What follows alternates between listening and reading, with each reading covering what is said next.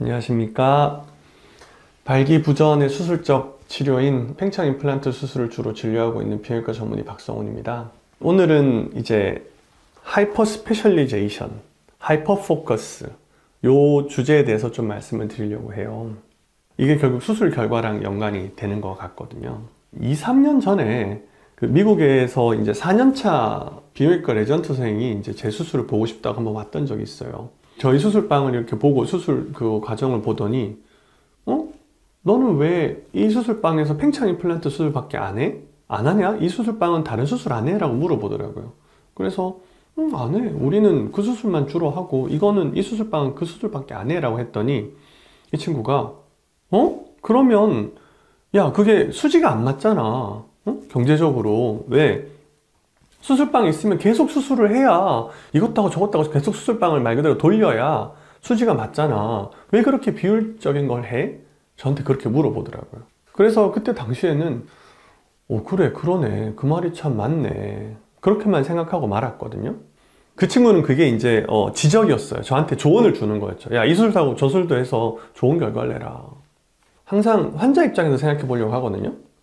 제가 그 오른쪽 무릎에 화농성 관절염이 와서 그때 몇 번 그걸 겪으면서 환자 입장에 대해서 생각해 보면은 수술방이 효율적으로 돌아가는 거를 바라는 게 아니라 어떻게든 수술 결과가 좋은 걸 바라지 않겠냐? 라고 저는 생각했던 거예요. 어떻게든 수술 결과가 좋게 나오는 거를 원하는 게 환자 입장이잖아요.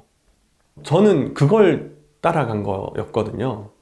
왜냐하면 제가 수술한 환자가 결과가 좋아야지 소위 말하는 병원이 계속 이어나갈 수 있을 거다라고 생각한 거예요. 그래서 수술방의 효율을 바라기보다는 수술의 결과가 좋길 바랬어요. 그걸로 지금 계속 지나왔고 그렇게 되다 보니까 지금의 형태가 되게 된 건데 이게 굉장히 기형적인 형태라는 거를 저는 몰랐었어요. 요즘에야 다시 생각해 보니까 알겠더라고요. 이게 굉장히 기형적인 형태예요. 전 세계 어디도, 그리고 제가 정말 많이 다녀봤지만 이런 형태가 없더라고요. 팽창 임플란트 수술만을 위한 수술방을 만들고 그것만을 위한 환경을 만들고 그것만을 위한 기구를 준비하고 그것만을 위한 직원들이 있고 그것만을 수술하는 의사가 있고 이런 데가 없어요. 거의 대부분의 병원들은 아까 얘기했던 경제적인 효율성을 따져서 그렇게 많이 수술 이것저것 해야 되는 상황인 거예요. 근데 저희는 역으로 수술의 결과만 생각해서 이 수술만 하다 보니까 처음에 만약에 진짜 수술 이걸 제가 많이 안 했으면은 아마 망했을 거예요. 흔히 말하듯이. 근데 운 좋게도 수술의 결과가 괜찮았던 것도 그런 이유가 있겠지만 수술을 많이 할 수 있었고 그랬기 때문에 병원이 망하지 않고 계속 이제 지나온 거죠. 미국 밖에서는 저희가 팽창 임플란트 수술 거의 제일 많이 계속 했었으니까 그래서 병원이 이렇게 오게 된 것 같아요. 대부분의 미국이나 이쪽으로 가보면은 수술방을 이렇게 저희처럼 이제 개인 병원에서 조그만하게 어떻게 보면 가지고 있고 이런 경우가 없습니다. 거기는 서저리 센터, 우리나라 대학병원처럼 큰 이제 대형화된 병원에 수술방을 이제 빌려서 보통 수술을 하고 이런 형태예요. 그리고 보통들은 병원들이 보면은 팽창 임플란트도 하고 뭐 확대 수술도 하고 전립선 수술도 하고 다 하잖아요. 그렇게 하는 병원들이 거의 대부분이라는 거예요. 그런데 저희는 그렇게 안 간 거예요. 팽창 임플란트만 수술하는 방으로 간 거예요.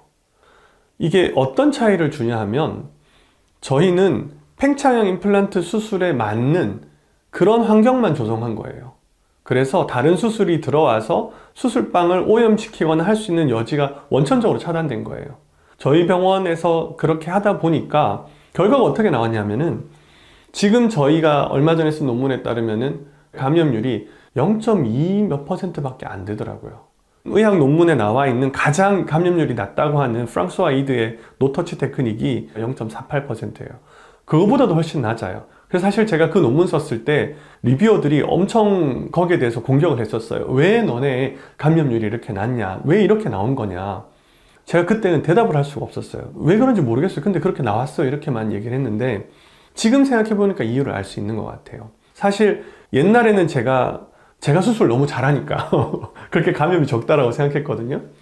근데 제가 전 세계를 다녀보면 저처럼 수술할 수 있는 친구가 그래도 꽤 있어요. 한 10명, 20명 정도는 될 거예요. 그 친구들의 병원들을 보면 그래도 감염률이 1% 안팎에서 왔다 갔다 하거든요.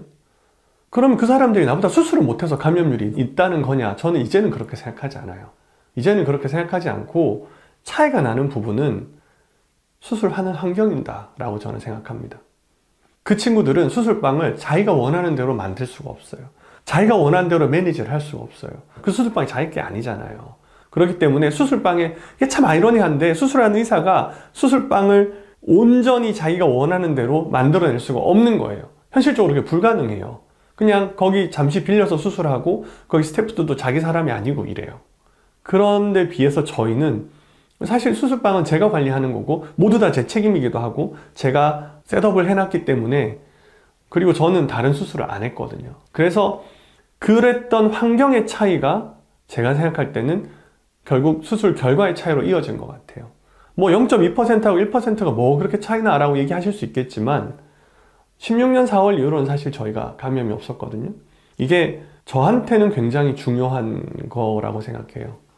왜냐? 그래야 수술하고서 밤에 다리 쭉 펴고 마음 편하게 자죠. 수술하고서 문제 생기면은 사실 팽창 임플란트 수술은 환자가 아니거든요. 제가 생각할 때 그냥 정상인이에요. 어디 아픈 게 아니잖아요. 그냥 발기면 안 될 뿐이지.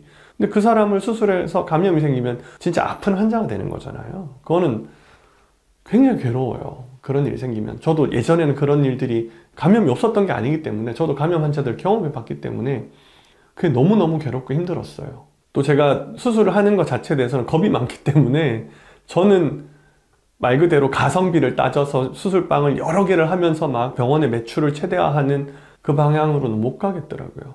그러다 보니 처음부터 제가 의도했던 게 아니고 어쩌다 보니 이렇게 된 거예요. 지금의 형태가 된 거고, 기형적인 형태이긴 하지만 하이퍼 포커스라는 하이퍼 스페셜리제이션이라는 말이 딱 맞는 형태가 된 것 같더라고요.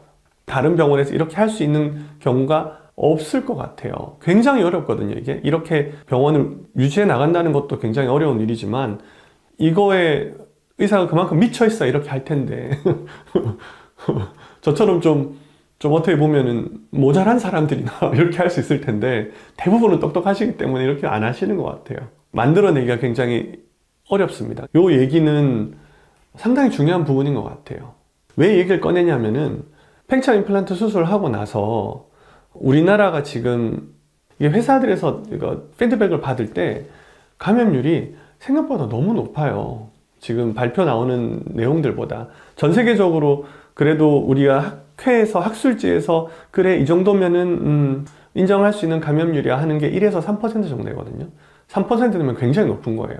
근데 한국은 지금 비공식적인 통계로는 거의 10% 가까이 가는 걸로 제가 들었었어요. 그래서 이거는 좀 문제가 있다 라고 생각하는데, 그런 게 좀 개선이 되려면은 두 가지 방법이 있겠죠. 첫 번째는 의사들에게 많은 교육도 하고 수술도 보여주고 이것도 중요합니다 말씀도 드리고 하는 거죠.